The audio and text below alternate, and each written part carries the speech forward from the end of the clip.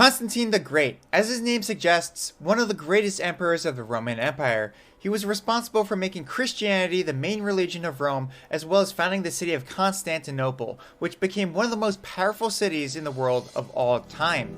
Hello everyone, welcome to Top 10 History, your hub for historical lists and amazing history facts. Today we're going to go over the top 10 amazing facts about Constantine the Great. Make sure to watch until number 1 because it's one of the most amazing facts about the great Roman Emperor that will surely surprise you. Before we begin, if you're new to the channel, make sure you subscribe to the channel with notifications on because we release a new historical top 10 list every single day. Also make sure to smash that like button. Alright, let's get right into the video. Number 10. His parents. Constantine I was the son of Constantius Chorus and Saint Helena. And yes, Saint Helena, who the island where Napoleon Bonaparte would be exiled to, was named after. He was born with the full name Flavius Valerius Constantius at around 280 AD. He was born in the city of Naissus, which is now the city of Nice in modern-day Serbia. His father, Constantius Chorus, was an officer in the Roman army, which would later have an influence on Constantine's military achievements throughout his life. His mother also had a large influence on who he would become. Helena would go on to be known as Saint Helena, who was eventually looked up to as a saint in the Christian faith. Saint Helena instilled her Christian beliefs and values into her son.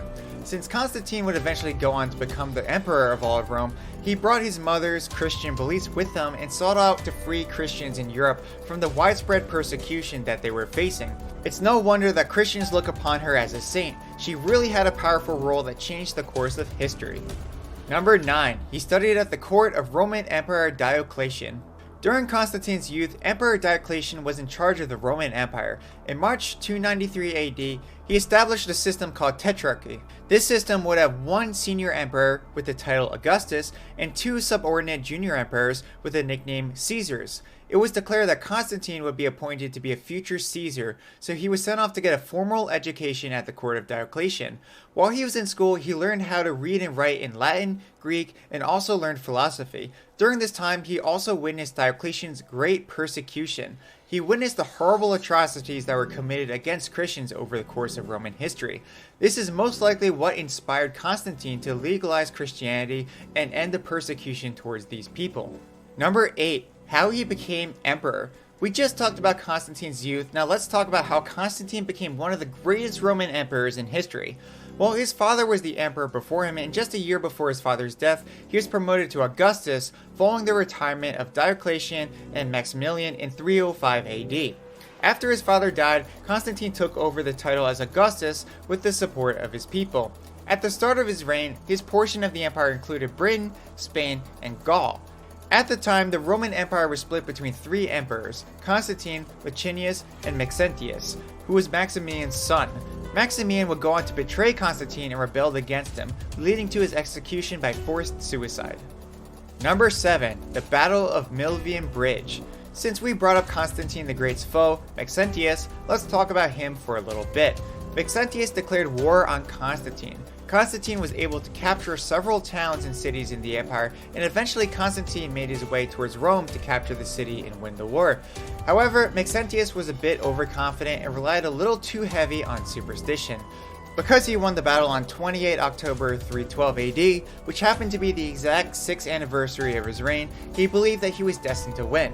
That's like saying you're gonna get a good grade on a test because it's your birthday. He really didn't have any logic to his reasoning. To Maxentius' surprise, Constantine defeated Maxentius at the Battle of Milvian Bridge. Maxentius was defeated and he drowned in the river below during the battle. His body was fished out of the river, he was decapitated, and his head was paraded around on the streets of Rome. Number 6. He became the ruler of all Western Europe. Before the civil war with Licinius, where Constantine would famously unite the Western and Eastern empires, let's talk about how Constantine gained total control of the Western Roman Empire in the first place. Years before his war with Licinius, Constantine had another enemy and his name was Maxentius. Remember him? As you just learned, after battling and defeating Maxentius in October of 312, he was decapitated and his head was paraded through the streets of Rome. Following the defeat of Maxentius, Constantine became the ruler of all of the Western Roman Empire, while his brother-in-law, Licinius, ruled the Eastern Roman Empire. Together, the two brother-in-laws formed an alliance and issued the Edict of Milan, which made Christianity legal, tolerated, and the official religion of the Roman Empire. However, Licinius would eventually turn on the Christian people by persecuting them once again, leading to civil war and then ultimately his downfall. Number 5. He became the one and only emperor of the Roman Empire. Before the time of Constantine I, up to 324 AD, the Roman Empire as a whole was split up between different emperors, mainly because the Roman Empire was huge in that it encircled the entire Mediterranean Sea. At the time of Constantine, the Roman Empire was split between two leaders, Constantine I, who ruled the west, and Licinius, who ruled the east. At first, the two of them were allies and worked together. However, after a failed assassination attempt on Constantine, relations began to fall apart. His attempted assassin was discovered to be a man that Licinius wanted to be the next Caesar. On top of this, Licinius started to oppress Christians, which was a direct attack on all of the progress that Constantine had made in order to legalize and spread Christianity throughout Europe. This eventually led to the Great Civil War of 324. Ultimately, Licinius surrendered at the Battle of Chrysopolis and was later executed for treason. Following the death of Licinius, Constantine became the sole ruler of the Roman Empire. Number 4. He founded the city of Constantinople. One of the treasured cities of the Roman and Byzantine empires, the city of Constantinople was founded in 324 AD by Emperor Constantine I himself. Today, the city is known as Istanbul, which is located in modern-day Turkey and the most populous European city to this day. After the conquest of Licinius, the Romans were the dominant force in far eastern Europe and sought to reform the culture in the area, by both spreading Christianity as well as their official language, Latin. Hence, the name of the Greek city was to be changed. It changed from the city of Byzantium to the city of Constantinople, or Constantine's city. In 324 AD, he declared Constantinople to be the new capital of the Roman Empire and moved to live in the newly established city. It easily became the largest and wealthiest cities in all of Europe. It became a beacon of light for Christianity as it played a large role in spreading the faith throughout the rest of Europe. Number 3. He executed members of his own family. Despite being called Constantine the Great, he has also done some things that were considered not so great. In 303 AD, Constantine married his first wife, Minervina, and together they had a son named Crispus. For no reason other than to gain more political control, he left his first wife and instead married Flavia Maxima Fausta, who was the daughter of Maximian, another emperor of Rome.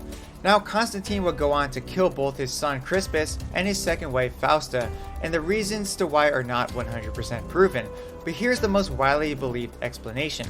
Fausta had a romantic interest in the young Crispus and made attempts to try to seduce him. Crispus rejected her. Out of spite, Fausta accused Crispus of adultery. As a result, Constantine had Crispus, his own son, captured and fed poison, killing him.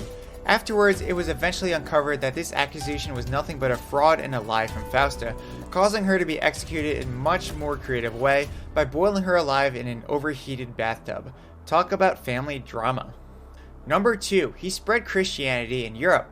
Back in the 1st through 3rd centuries AD, Christianity was still a relatively new religion and wasn't practiced much as a whole, especially in Europe.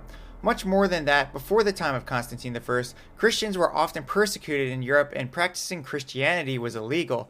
Constantine sought to end this as he not only made Christianity legal in Europe, he made it the dominating religion throughout the continent. He ordered the building of numerous churches throughout Europe, including some very famous ones, such as the Church of the Holy Sepulchre in Jerusalem and Old St. Peter's Basilica.